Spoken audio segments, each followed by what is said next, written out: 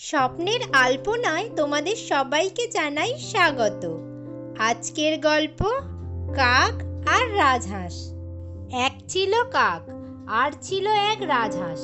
একদিন কাক আর রাজহাঁসের মধ্যে কথা হচ্ছিল। কাক রাজহাঁসকে অনেক দুঃখ করে বলল, তুমি দেখতে কি সুন্দর, আমিও যদি তোমার মতো সাদা হতে পারতাম।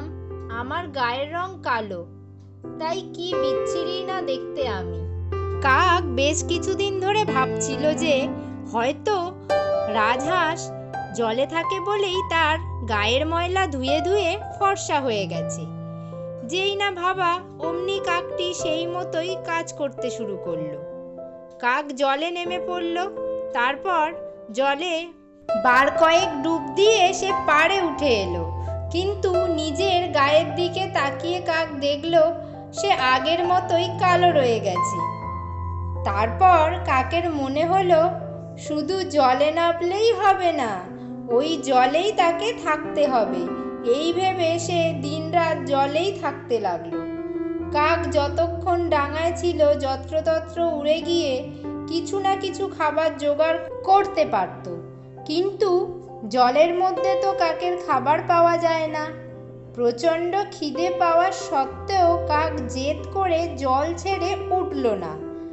এদিকে না খেয়ে খেয়ে সে ক্রমে শীর্ণ হয়ে যেতে লাগলো।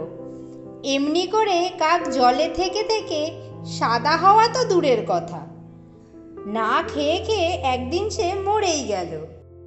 উপদেশ: জন্মগত প্রকৃতির বিরুদ্ধে না যাওয়াই উচিত, তাতে ফল খারাপই হয়। আজকের গল্পটা তোমাদের কেমন লাগলো সেটা অবশ্যই আমাকে কমেন্টে লিখে জানাবে। ভালো লাগলে লাইক ও শেয়ার করবে। আর যারা নতুন বন্ধু, প্রত্যেক দিনের মতো আজও তাদের আমি বলে রাখছি, এখনও যদি তোমরা সাবস্ক্রাইব না করে থাকো তাহলে তাড়াতাড়ি আমার চ্যানেলটাকে সাবস্ক্রাইব করে রাখো, যাতে পরবর্তীতে দেওয়া গল্পের ভিডিওগুলো তোমরা কোনোভাবেই মিস না করে যাও।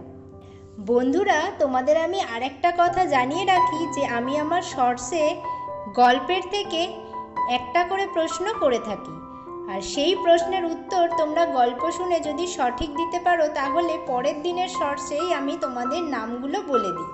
সঠিক উত্তর জানা থাকলে তোমরা অবশ্যই আমাকে ভিডিওর কমেন্টে লিখে জানিও।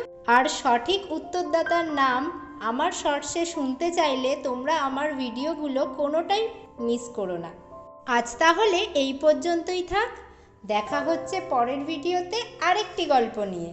ততক্ষণ পর্যন্ত তোমরা সবাই ভালো থাকো এবং সুস্থ থাকো।